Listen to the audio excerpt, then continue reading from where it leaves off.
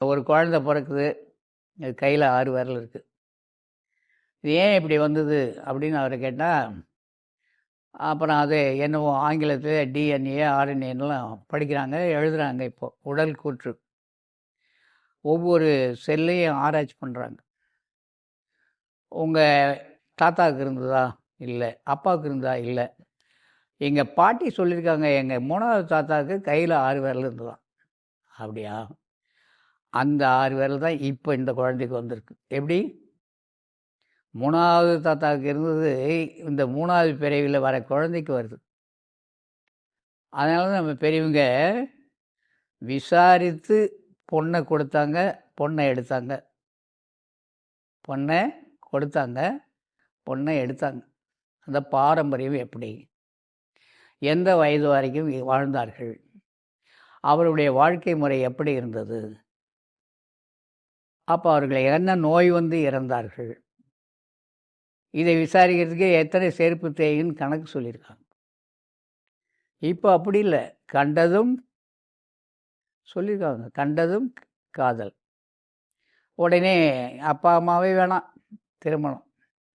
அதன் பிறகு அந்த பிள்ளைங்க அனுபவிக்கிற அனுபவம் நானே கேட்டுக்கிட்டு இருக்கிறேன் தினம். மிகப்பெரிய சங்கடம். இந்த திருமணம் என்பது 1000 காலத்து பயிர்ன்னு சொன்னாங்க. 1000 காலத்து பயிர். ஏன்னா அப்படியே போங்க. உங்க அப்பாவுக்கு அப்பா, அப்பாவுக்கு அப்பா, அப்பாவுக்கு அப்பா, அப்பாவுக்கு அப்பா. எனக்கு 6 தலைமுறைகளே எங்க அப்பா சொன்னாரு. எழுதி வச்சிருக்கேன். நான் இப்போ 7வது தலைமுறை. பையன் வந்தாருன்னா 8வது தலைமுறை.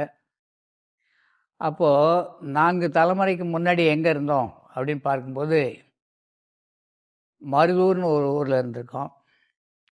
அங்கிருந்து எங்கே போனேன் அப்படின்னா, சிறுமதுரைன்னு ஒரு ஊர்ல இருந்திருக்காங்க. இதெல்லாம் விசாரிச்சு போய் வந்துட்டேன். அப்புறம் சிறுமதுரையில எப்படி இருந்தாங்க அப்படின்னா, ஒரு வரலாற்றை அப்பா வச்சிருந்தார். சிறுமதுரையிலேருந்து கப்பூர்ல இருந்தோம். சென்ற வாரம் கப்பூர் போய் வந்தேன். எல்லாத்தையும் விசாரித்தேன். யாரும் இல்லை, ரொம்ப பெரியவங்க இருந்தாங்க. அவரை கேட்கும்போது 3 அக்ராகரத்து இருந்தது. இப்போ யாரும் இல்லை, எல்லாம் வெளிநாட்டுக்கு போயிட்டாங்க, வெளியூருக்கு போயிட்டாங்க. இருக்கிறது ஒரே ஒரு அர்ச்சகர் குடும்பம் தான். என்ன கோயில்னு கோயிலை போய் சுற்றி பார்த்தா பாண்டுரங்கன் கோயில். ஓ! எங்கள் அப்பாவுக்கு பாண்டுரங்கனை வச்சது இதுதான் காரணமோ